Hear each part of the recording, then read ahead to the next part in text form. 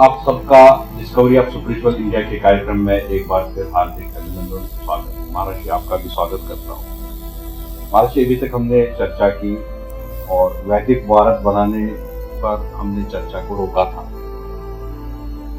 अब जो ये एजुकेशन की प्रणाली है महाराज जी, और वैदिक भारत बनाने के लिए वो तो हमारे जीन्स में तो है ही। विद्या लुप्त है, बहुत कम लोग बचे हैं जो वैदिक भारत की इस शिक्षा को ग्रहण करते हैं। संत महापुरुष है, आप जैसे लोग हैं, लेकिन मेजॉरिटी में लोगों ने इसको छोड़ दिया है। उनको एक डर है कि अगर हमने वैदिक शिक्षा को प्राप्त किया तो हमें नौकरी नहीं मिलेगी, हम मॉडर्न नहीं कहलाएंगे, हमें अच्छे कंपनीज में जॉब्स नहीं मिलेंगी और हमें शादी नहीं होगी, हम मॉडर्न व्यक्ति नहीं कहलाएंगे। बहुत सारी चीज़ों पर वो ध्यान देते हैं। उनको ये लगता है कि अगर हमने वैदिक शिक्षा प्राप्त की तो हम बैकवर्ड कहलाएंगे। तो एक तो ये तो मानसिकता तो बन चुकी महाराज जी। अब ये वैदिक भारत बनाने के लिए जैसे आपकी शिक्षा का कहा गया है, उसकी प्रणाली को सीधा करना होगा, तो किस क्लास से हमें इंट्रोड्यूस करना चाहिए वैदिक शिक्षा को? क्या ये जो स्कूल चल रहे इन्हीं में चलेगा कि अलग से गुरुकुल खोलने होंगे? नहीं, एक सभ्यता, एक जो सिस्टम है हमारे देश का, एक संस्था है जिसको हम लोकसभा बोलते हैं, राज्यसभा बोलते हैं, जहाँ प्रधानमंत्री राष्ट्रपति दोनों बैठते हैं। तो वहां से कोई चीज जो आएगी सिस्टम, क्योंकि जिस समय हम संस्कृति की और प्राचीन काल की बात करते हैं उस समय राष्ट्रपति प्रधानमंत्री नहीं होते थे। वहां पर एक छोटे से दायरे में एक आदमी निजी संस्कारवान राजा होता था, उसकी अपनी संस्कृति होती थी, उसके अपने तरीके के विद्यालय गुरुकुल होते थे। हाँ, तो वो अलग सिस्टम था और ये अलग सिस्टम है, क्योंकि अब ये किसी भी जाति को पूरा करने के लिए एक ही व्यक्ति राजा है यहाँ, जो सर्व जातियों का पालन करता है, सबको संविधान करता है, सब भाषाओं को स्वीकार करता है, चाहे वो अंदर से वो है या नहीं है, पर वो मानता है सबको, झूठा पड़ेगा। हाँ जी। तो कुल मिलाकर ऐसा है, मैं तो इतना जानता हूँ, आज के काल में जैसे 1000 का नोट जो है पहले चलता था, लोग उसकी पूजा करते थे। जब मोदी जी ने उसको बंद किया तो उसकी पूजा फिर अभी क्यों नहीं करता कोई?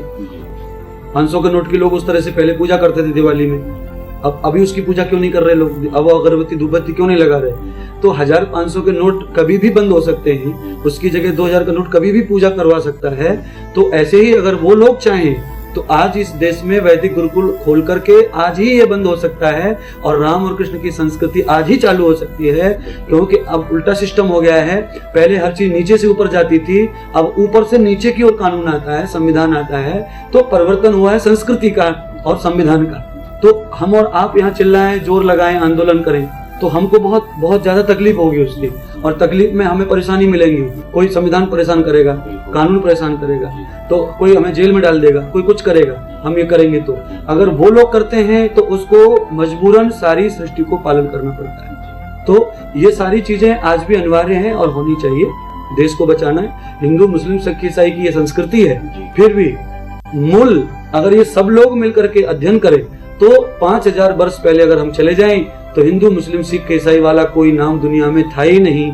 सभी लोग संस्कृत भाषा का ही पालन करते थे, सभी लोग उसी भाषा को पढ़ते थे और उसी से ही सब बड़े होते थे। तो आज ऐसा क्या ऐसा बुरा हो गया कि उस भाषा से हम बड़े नहीं हो सकते? हाँ, वो तो सरकार की मान्यता है कि आप अंग्रेजी पढ़ेंगे तो नौकरी लगेगी, आप संस्कृत पढ़ेंगे तो ये नहीं लगेगा, आप ये नहीं कर सकेंगे। तो जब उस भाषा से ही सब भाषाओं का जन्म हुआ है तो वो तो हमारी माँ जननी भाषा है ना, तो हम तो उससे और भी सब चीज पैदा कर सकते हैं। जब सारा विज्ञान उससे पैदा हुआ है, सारी नौकरी उससे पैदा हुई है, तो उसे पढ़ के नौकरी क्यों नहीं लगेगी? तो मैं भी तो वही पढ़ के आया हूँ ना। जब मैं वो पढ़ के आया हूँ तो मेरे लिए कितनी सारी नौकरियां ऐसी हैं जो पीछे आगे घूम रही, मुझे क्या लेना देना पर नौकरियों से? एक हो गया। दूसरा, हम संस्कृत पढ़ के हमें कोई बैकवर्ड समझता है तो वो बहुत बड़ा अज्ञान है, क्योंकि जो लोग संस्कृत पढ़े लिखे, मैं ही संस्कृत पढ़ा लिखा हूँ, तो मुझे बहुत बहुत बड़े बड़े धनवान, बड़े बड़े नेता प्रणाम करने आते हैं यहाँ पर, तो मैं तो अपने आप को उनसे बहुत बड़ा ऊंचा मानता हूँ ना, और वो मुझे ऊंचा मानते हैं। तो बैकवर्ड तो संस्कृत पढ़ने वाला हो ही नहीं सकता है, क्योंकि बैकवर्ड वो होते हैं जो अंग्रेजी भाषा पढ़ते हैं, जिनका कल्चर ठीक नहीं है, चरित्र अच्छा नहीं है, वो बैकवर्ड होंगे। जिनका चरित्र अच्छा है, जिनकी भाषा वही है जो अपने देश की प्राचीन भाषा है, सभ्यता है, वो बैकवर्ड नहीं होते। एक चीज में वो हो सकता है कि वो दिखावे में और धन में कम रह सकते हैं, दिखावा और धन, और जिनके पास दिखावा और धन कम होता है वो कमजोर नहीं रहते। महात्मा गांधी के पास बिल्कुल धन नहीं था, फिर भी वो व्यक्ति तो कमजोर नहीं था, लाखों लोग उसके आगे पीछे दौड़ते थे। विवेकानंद जी के पास बिल्कुल धन नहीं था, स्वामी दयानंद के पास धन नहीं था, उनके पास भाषा थी अपनी, संस्कार थे अपने, तो बैकवर्ड नहीं। आज भी उनकी पूजा है, तब भी उनकी पूजा थी, उनका वर्तमान भी अच्छा था, उनका भविष्य भी अच्छा है। तो जो लोग संस्कृत भाषा को पढ़ के डेवलप करते हैं वो उन्नतशील होते हैं और हमेशा उन्नति ही रहते हैं। मृत्यु के पश्चात भी उनकी उन्नति का विनाश होता नहीं है। और जो लोग इस प्रकार से धन के लिए अंग्रेजी भाषा, ये भाषा, वो कल्चर अपनाते हैं, उनकी मृत्यु के साथ ही उनका जीवन समाप्त हो जाता है, कोई पूछता नहीं है। तो ऐसे ही भले ही आप अपनी कमाई से अपनी ही कंपनी पर अपना नाम डाल दीजिए, वो अलग बात है, पर आपके नाम को सरकार, आपके नाम को कोई बनाएगा नहीं।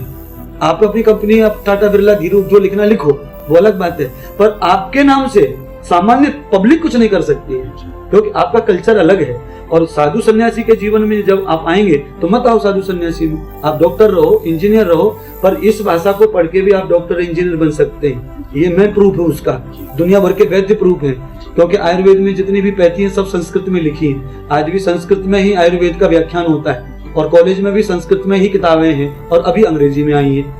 पर संस्कृत की किताब नहीं होती तो वो अंग्रेजी में कभी आने वाली नहीं थी, तो वो ट्रांसलेशन हुआ है, उसका कन्वर्शन हुआ है, तो है तो संस्कृत का ही ना मूल। अंग्रेजी में भले पढ़ने के लिए आप उसी कल्चर में लाइए, पर ज्ञान जो सच्चा है वो अंग्रेजी में नहीं था, वो संस्कृत में था, खाली उसको चेंज करके भाषांतर किया गया है, इतना है। तो दुनिया की कोई भी उन्नति अगर होगी, दुनिया की कोई भी नौकरी होगी तो संस्कृत से पूरी होगी, उसका संविधान सरकार को तय करना पड़ता है। तो अभी हर जगह पर कंप्यूटर में अंग्रेजी क्यों चलती है? क्योंकि अंग्रेजी शॉर्ट फॉर्म भाषा है। आप ADB में भी आप बहुत सारी बातें लिख सकते हैं, आपको पूरा लिखने की जरूरत नहीं है, क्योंकि उसमें लिंग नहीं होता है, उसमें विभक्ति नहीं होती है, धातु नहीं होती है, उसमें रूप नहीं होता है। और हमारा संविधान ये कहता है, हमारी व्याकरण दृष्टि ये कहती है कि जिस भाषा, जिस अक्षर में लिंग नहीं है, रूप नहीं है, धातु नहीं है, विभक्ति नहीं है, वो भाषा कभी भी वृद्धि कर सकती, वो बांझ भाषा है, उसका जन्म होगा ही नहीं, उसकी उन्नति होगी ही नहीं, वो उन्नति क्षण मात्र की होगी, आर्टिफिशियल उन्नति है वो, उसका नहीं हो सकता है। और दुनिया की कोई भी भाषा में अगर कोई ऐसी भाषा है जिसमें लिंग होते हैं, रूप होते हैं, शब्द होते हैं, विभक्ति होती है और धातु होती है, वो केवल संस्कृत भाषा है। और जिसमें धातु नहीं होती है वो किसी चीज का जन्म कर सकती नहीं है। हाँ, मैं हूँ, मुझ में धातु होगा तो ही मैं पिता बन सकता हूँ, मम्मी में धातु होगा तो ही वो पिता बन सकती है, उसमें रूप होगा तो ही वो रूप दे सकती है, वो लिंग वाली होगी तो ही वो लिंग पैदा कर सकती है, लिंग नहीं तो कुछ नहीं पैदा कर सकते हैं। तो संस्कृत भाषा में लिंग होते हैं, रूप होते हैं, विभक्तियां होती है, सूत्र सिद्धांत होते हैं, बाकी किसी भाषा में लिंग नहीं होता। महर्षि, जब ये वैदिक एजुकेशन हम जब एग्जीक्यूट करेंगे इसको, जैसे आपने कहा कि अगर ऊपर के जो लोग हैं, जो हमारे प्रधानमंत्री हैं, जो देश चलाते हैं, उन्होंने अगर ये पॉलिसी बनाई कि हाँ हमें वैदिक गुरुकुल खोलने चाहिए, वैदिक शिक्षा को हमें वापस भारत में लाना चाहिए, तो जो यहाँ पर बाकी समाज के लोग हैं तो उनको क्या उससे लाभ मिलेगा कि उनसे उनको हानि होगी? क्या उनका धर्म परिवर्तन होगा, वो हिंदू बनेंगे या क्या होगा? जी, संस्कृत पढ़ने से कोई हिंदू नहीं बनेगा जी, क्योंकि संस्कृत भाषा तो बहुत जन्म से है ना। हिंदू की उम्र 5000 वर्ष है, हिंदू की उम्र जो है 5000 वर्ष है, और संस्कृत भाषा जन्मी, उसका जन्म ही नहीं है ना। तो भाषा से हमारे जाति धर्म नहीं बदलते। हाँ, भाषा गुण बदलती है, भाषा जो है स्वभाव बदलती है, गुण बदलती है, आदमी के कार्यक्रम बदलती है, पर आपकी जो निजी सभ्यता है आप उसे पालन कर सकते हैं ना, क्योंकि जननी तो ये ना उर्दू की, अंग्रेजी की, संस्कृत ही। तो कई महापुरुषों का जैसे नाम ले लें आप, महर्षि कश्यप हैं, उनके घर में राक्षस पैदा हो गए, तो ऐसे ही संस्कृत भाषा जो माँ है हमारी, उसके घर में राक्षस पैदा हो गए, यानी दुर्जन पैदा हो गए। तो ऐसे ही उनके जन्म, भाषाओं का भी जन्म हुआ है ना संस्कृत के यहाँ से। जो दुर्जन भाषा है, जो दुष्ट भाषा है, जो बेकार भाषा है, तो ऐसी बहुत सारी भाषाएं दुनिया में चलती हैं। जिन भाषाओं को उस समय दुष्ट भाषा कहा जाता था, उन्हें आज फिर से फॉलो किया जा रहा है। हाँ, तो औलाद की तरह है भाषा भी, और वो सबकी जन्मी माँ संस्कृत है। तो सारी भाषाओं का जन्म उससे हुआ है, और जन्म अच्छे और बुरे दोनों प्रकार के होते हैं, माता पिता से, औलाद के, भाषाओं के। तो जो औलाद अच्छी नहीं है उसको हम निष्कासित कर देते हैं, रिजेक्ट कर देते हैं। तो ये हमारे ऋषि मुनियों की थूकी हुई रिजेक्ट भाषा है। इस भाषा से हानि होती थी इसलिए इसको छोड़ दिया है, तो वो दस्यु लेके चले गए उसको, फिर दोबारा समय आने पर वो कन्वर्शन हो गया उसका। अब ये वैदिक एजुकेशन, जब वैदिक शिक्षा यहाँ भारत में वापस आएगी तो क्या बदलाव आएगा भारत में? किस प्रकार से वो एजुकेशन, वो हमारे बच्चों को क्या सिखाएगी? राम राज्य आ जाएगा। महर्षि, मेन जो पॉइंट्स है जो हमारे ये वैदिक एजुकेशन सिखाएगी और जो आज का जो एजुकेशन सिस्टम है, दोनों को अगर हम कंपेयर करें तो क्या बदलाव आएगा?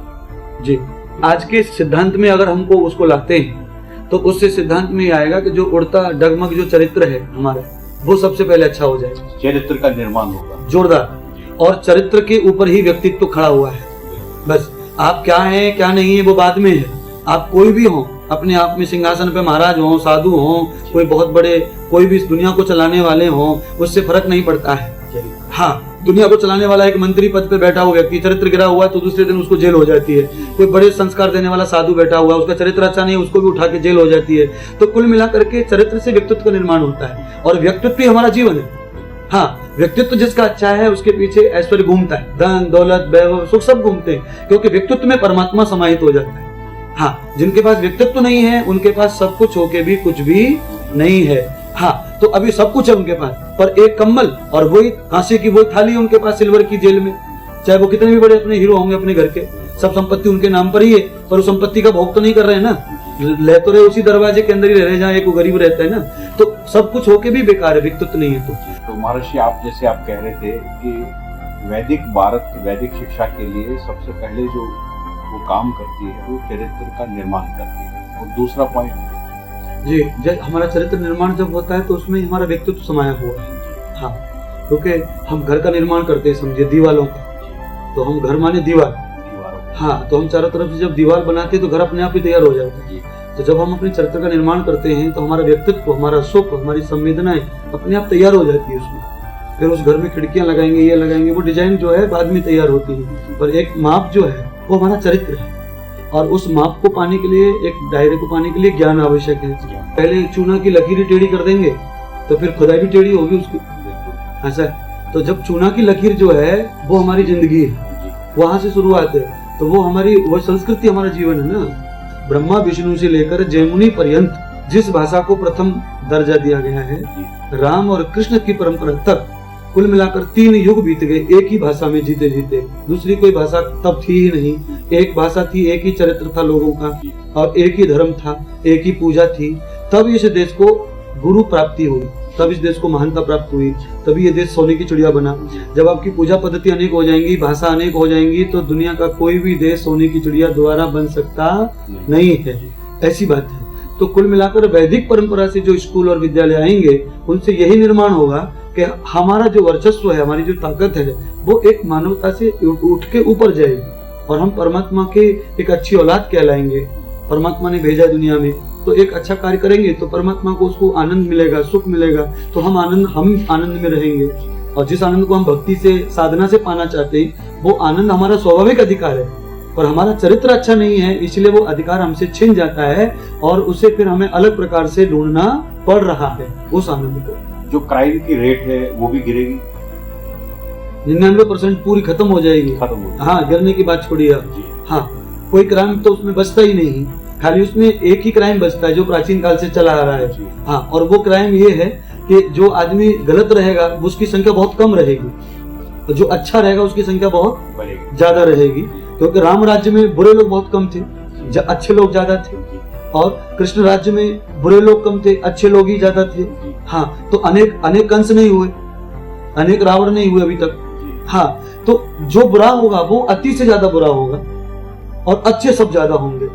हाँ, जो भी कम अच्छा या ज्यादा अच्छा होगा वो अच्छों की संख्या होगी, बुरे की संख्या अगर होगी तो वो बहुत ज्यादा बुरा होगा तो बुरा होगा, अन्यथा बुरा कोई रहता नहीं है। उस संस्कृति का यही धर्म है, क्योंकि महिलाओं को भी वो अनिवार्य है। गार्गी से लेकर सीता तक सबने वो भाषा पढ़ी है ना, तो वो द्रौपदी से लेकर के सीता तक सबने उस चीज को पढ़ा है, राधा से लेकर के सबने उस भाषा को पढ़ा है। सभी लोग विद्वान थे उसी भाषा के। मैत्री ऋषि की पत्नी गार्गी उसी विद्वान थी, विदुषी थी। तो ये सब चीजें तो हमारी महिलाओं के लिए और पुरुषों के लिए अनिवार्य हैं। दोनों के लिए यज्ञोपवीत होना, संस्कार होना, विद्या आरंभ होना, ये नर मादा दोनों के लिए पहले से ही है। ये खाली स्त्रियों के लिए मध्यकालीन में जब मुसलमान साम्राज्य आया तब ये निषेध हुआ, मुसलमानों ने निषेध किया था उसको। तो मतलब हमें भारत में इसको कंपलसरी करना होगा। बिल्कुल। तो जब ये भारत में हर जाति के लिए, हर धर्म के लिए, हर व्यक्ति के लिए कंपलसरी किया जाएगा तो भारत तो सुंदर बनेगा, भारत तो चरित्रवान बनेगा। जो हमारे पड़ोसी देश होंगे महाराष्ट्र, मान लीजिए पाकिस्तान है, चाइना है, या और भी बहुत सारे हमारे देश है, बाहर के देशों की नजर हर बार भारत पर रहती है, तो वो तो गलत रहेंगे। और अगर हम सही हुए तो कैसे संतुलन रहेगा महाराष्ट्र, क्या करना चाहिए? दुनिया उन्नति के पीछे है, उन्नति के पीछे है। थोड़े समय तक हम किसी उन्नतशील आदमी से जलते हैं, ये ध्यान रखें आप। थोड़े समय हमारे पड़ोस में कोई व्यक्ति बड़ा हो रहा है तो हम थोड़े समय उससे जलते हैं, उसके बाद में जब वो वास्तव में बड़ा हो जाता है तब हमारा प्यार उससे हो जाता है, हम उसके सरेंडर हो जाते हैं। तो ऐसे इन देशों का, ये पड़ोसी तो है हमारे घर की तरह, तो हमारे घर से घर चिपका हुआ, उनका दीवार चुपके समझिए। तो जैसे हमारे खुल की अपने ही खानदान में अपने भाई बंधु हमारी उन्नति से जलते हैं, बाद में जब हम अच्छे हो जाते हैं, डेवलपमेंट हो जाता है, तो वो उसी में समर्पित हो जाते हैं। जब हमारा वास्तविक उद्धार हो जाएगा देश का, तो अपने आप ही जो जलने वाले लोग हैं वो खुद ब खुद इसमें आके आहुति डाल देंगे। क्योंकि जैसे हमने अपनी उन्नति को लेने के लिए अभी अमेरिका का साथ हमने किया हुआ है कि नहीं, हमारे लोग 70% अमेरिका में क्यों गए, उन्नति को देख के गए ना। तो जब भारत उन्नति करेगा तो सारी दुनिया यहाँ आएगी ना हवन करने के लिए, जीवन आहुति करने के लिए। इसका प्रभाव जो है वो विश्व गुरु का तब दिखेगा, आहिस्ता आहिस्ता बाकी देशों पर भी प्रभाव पड़ेगा और वो भी अच्छे देश बनेंगे। बिल्कुल, भारत को देख। हाँ, परमात्मा ने देशों का निर्माण नहीं किया है, परमात्मा ने सृष्टि का निर्माण किया है। परमात्मा ने भाषाओं का निर्माण नहीं किया है, संस्कृत का निर्माण किया है। तो संस्कृत एक भाषा है तो वो मनुष्य के लिए बनाई है, किसी जाति धर्म और देश और विदेश के लिए नहीं बनाई है। तो सबको पढ़ने का अधिकार है उसको, क्योंकि वो ईश्वरीय भाषा है और ईश्वर को सारी दुनिया अपने तरीके से मानती है। तो उसके सिद्धांत जो है वो सब मनुष्य समाज के लिए है, बल्कि भारत के लिए नहीं। खाली भारत उस सभ्यता को लंबे समय से मानता आ रहा है और आज तक वो प्राचीन सभ्यता को ही मानता है। इसीलिए संस्कृत भाषा का जो मूल सम्मान है वो भारत में ही किया जाता है, क्योंकि हम ज्यादा पुराने फॉलोवर्स है उसके। बाकी लोगों ने उसको छोड़ा, धीरे धीरे अपनी अपनी दुनिया में चले गए समझिए। तो वो छोड़ते चले गए, अपनी दुनिया में सिमट गए, तो उससे हमें कोई तकलीफ नहीं है। परिवर्तन है संसार का नाम, तो परिवर्तन जो हुआ है भाषा का कोई बात नहीं है। पर मूल जो परिवर्तन है, जब इस सृष्टि का विनाश होगा तो उस समय सारी भाषाओं का विनाश पहले होगा, फिर आदमी के ये जो मत पंथ बनाए इनका विनाश पहले होगा, उसके बाद में ही प्रलय होता है। हाँ, प्रलय होने के लिए जो चीजें निर्माण होती है सृष्टि में, उन बनी हुई सिद्धांतों का धीरे धीरे विनाश होता है, धीरे धीरे। जैसे अभी आज देखिए, अभी जातिवाद लोग नहीं मानते, विवाह कर लेते हैं, तो विनाश हो रहा है कि नहीं सिस्टम का, छुआछूत का विनाश हो रहा है। और मुझे ऐसा विश्वास है कि समान नागरिक का अधिकार आने में ज्यादा दिन नहीं लगेंगे। अच्छे विद्वान लोग रहे सरकार में तो समान नागरिकता, समान सिद्धांत, समान कानून आ ही जाएगा समाज में। जब समान नागरिकता आ जाएगी तो जाति समान हो जाएगी, फिर कुछ बचता ही नहीं है। हाँ, कर्म के आधार पर, कोई सेवा के आधार पर छोटे बड़े रह सकते हैं। ये चपरासी हो सकता है, ये प्रिंसिपल हो सकता है, ये टीचर हो सकता है, ये क्लर्क हो सकता है। जो एक सिस्टम है तो वो सिस्टम हो सकता है। काम के आधार पर छोटे बड़े रहेंगे, पर जाति के आधार पर कोई छोटा बड़ा नहीं रहेगा, क्योंकि प्राचीन काल से जाति के आधार पर कोई छोटा बड़ा था ही नहीं, तो रहने वाला भी नहीं है। परिवर्तन है दुनिया का, तो परिवर्तन होता रहता है, रूप बदलते रहते हैं। अभी भले ही खेत में से, मिट्टी में से अनाज पैदा होता है, पर उस अनाज को थोड़े दिन आप बोरी में भर के खेत में ही रख दो तो वो खेत की मिट्टी जैसा ही हो जाता है। थोड़े दिन ही वो गेहूं जैसा दिखता है ना, और थोड़े दिन के बाद में बोरा खत्म हो जाता है, अनाज भी खत्म हो जाता है, वही मिट्टी उसे खा जाती है दीमक के रूप में, और 2 साल में वही मिट्टी बन जाता है। तो ऐसे ही ये संस्कृत भाषा की जो बात चल रही है वो भी ऐसा ही है। हाँ, तो पौधा भले ही वो दूसरे कोई लगे हैं, पर एक दिन जब होगा तो सब समापन हो जाएगा सब सिस्टम में, क्योंकि शाखाओं का जो विस्तार है वो हवाओं में टूटती रहती है, पर जो पेड़ है, जब पेड़ उखड़ती है तो पूरा पेड़ ही तहस नहस हो जाता है। तो संस्कृत जो है वो पेड़ है, वो उखड़ने वाली नहीं है। भारत उस कल्चर को अपना रहा है तो मर भी धीरे धीरे रहे लोग, विनाश नहीं होता यहाँ ज्यादा कुछ भी। हाँ, तो वो चीजों का हमें मानना पड़ेगा, लौट के वहीं आना पड़ेगा। तो परमात्मा करे कि ये सब चीजें हो, हमारी और आपकी आशा है तो वो पूरी होनी चाहिए, क्योंकि हम विश्व की शांति को लेके बात कर रहे हैं, किसी व्यक्ति विशेष को धर्म को लेके बात नहीं कर रहे। तो इस राष्ट्र के साथ में विश्व का कैसे कल्याण होगा, मनुष्य समाज का, उसके लिए हम चर्चा कर रहे हैं। तो वो तो उसी से होगा, क्योंकि विश्व निर्माता प्रभु है, उसने जो संस्कृत भाषा बनाई है, संस्कार जो बनाए, उनको जो फॉलो करेगा वही परमात्मा के सब्जेक्ट से और सिद्धांतों से जुड़ेगा और उसी का ही कल्याण होगा। तो बहुत ही सुंदर, सारवर्धक, ज्ञानवर्धक चर्चा रही महाराज जी के साथ में हमारे इस स्पेशल कार्यक्रम डिस्कवरी ऑफ स्पिरिचुअल इंडिया के प्रोग्राम में। हमने बहुत सारे बिंदु पर चर्चा करने के बाद बहुत सारे ज्ञान प्राप्त किया महाराज जी से। और जो टेक है, जो इस डिस्कवरी ऑफ स्पिरिचुअल इंडिया के कार्यक्रम का सबसे महत्वपूर्ण पॉइंट है, जो मेरा टेक है और एक डिस्कवरी है, वो ये है कि अगर हमें संसार को सुखी बनाना है, अगर हम सचमुच वसुदेव कुटुंबकम की बात कर रहे हैं, अगर हम सचमुच इसकी बात कर रहे हैं कि कण कण में परमात्मा है और हम सब 700 करोड़ लोग भगवान के, परमात्मा के बच्चे हैं, सारे जानवर परमात्मा के बच्चे हैं, सारे पेड़ पौधे, पानी, हवा, सब कुछ भगवान का ही दिया हुआ है। तो हमें सोचना पड़ेगा कि किस प्रकार से संसार बदल जाए, किस प्रकार से संसार सुखी बने, किस प्रकार से संसार में दुख खत्म हो और ग्रोथ हो, किस प्रकार से एक मानव में ट्रांसफॉर्मेशन आ जाए, ट्रांसेंडेंस आ जाए और व्यक्ति खुशहाल बन सके, पीसफुल बन सके। इसके लिए महाराज श्री ने सबसे बड़ा इस पीठ से जो आदेश दिया है वो दिया है वैदिक भारत का निर्माण करने के लिए हमें संस्कृत भाषा का उपयोग करना अति महत्वपूर्ण है। जब तक हम संस्कृत को अपने निजी जीवन में उतारते नहीं, जब तक हम संस्कृत को पाठशालाओं में, स्कूलों में, इंग्लिश मीडियम हो या हिंदी मीडियम के स्कूल हो, गुरुकुल हो, वहां नहीं पढ़ाते, तब तक ट्रांसफॉर्मेशन आने की संभावना नहीं है।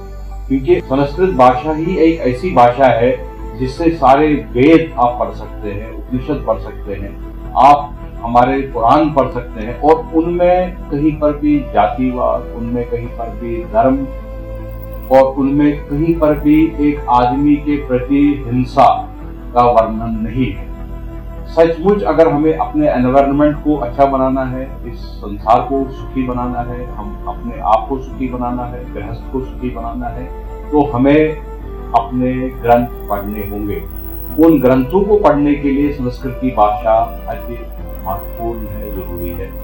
महाराज श्री का ये भी कहना है कि जिस प्रकार से अभी तक भारत सरकार ने बहुत सारी नई पॉलिसी लाई, विमुद्रीकरण की पॉलिसी लाई या सर्जिकल स्ट्राइक किया पाकिस्तान के ऊपर में, ऐसी कोई डिसीजन, बड़े डिसीजन लिए और विदेशी पॉलिसी में डिसीजन लिए, वैसे ही वो वैदिक भारत का निर्माण का डिसीजन भी ले सकती है, क्योंकि वो पावरफुल है, वो ले सकते हैं और सबको वो ग्रहण करना पड़ेगा। ये भी एक पॉइंट यहाँ से निकल के आ रहा है कि अगर गवर्नमेंट का विल होगा, सरकार अगर चाहेगी, तो वैदिक भारत का निर्माण वापस हो सकता है, गुरुकुल खुल सकते हैं, संस्कृत की भाषा हमारे सिलेबस में आ सकती है और एजुकेशन का सिस्टम हम मजबूत कर सकते हैं। महाराज जी का ये भी कहना है कि जिस प्रकार से हम अंग्रेजों के बनाए हुए उनके साइंटिस्ट है, उनके पॉलिटिकल लीडर्स है, सोशल लीडर्स है, उनके बारे में जब हम बच्चों को स्कूलों में यंग एज में पढ़ाते हैं, अगर हम अपने राम कृष्ण और अपनी संस्कृति के बारे में उनको पढ़ाना शुरू कर दें, तो उनका चरित्र निर्माण होगा,